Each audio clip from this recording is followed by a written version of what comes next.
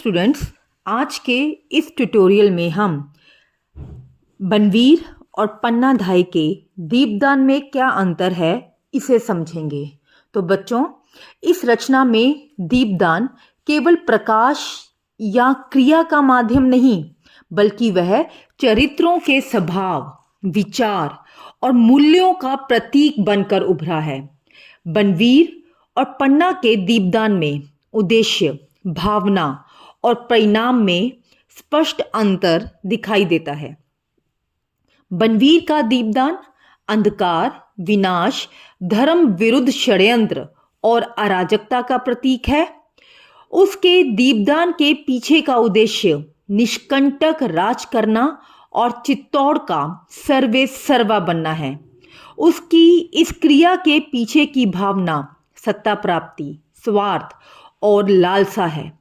परिणाम स्वरूप उसका यह दीपदान विनाश का कारण बनता है, क्योंकि इसके बढ़ते अंधेरे ने चित्तौड़ के योग्य और सच्चे वीरों की कमी उत्पन्न की और अंततः चित्तौड़ को रक्त रंजित इतिहास में धकेल दिया। इसके विपरीत पन्ना का दीपदान राष्ट्र समर्पण और कर्तव्य निष्ठा का प्रतीक है। उसका उद्देश्य मातृभूमि की रक्षा, कर्तव्य के प्रति निष्ठा और राजभक्ति की परंपरा को जीवित रखना है।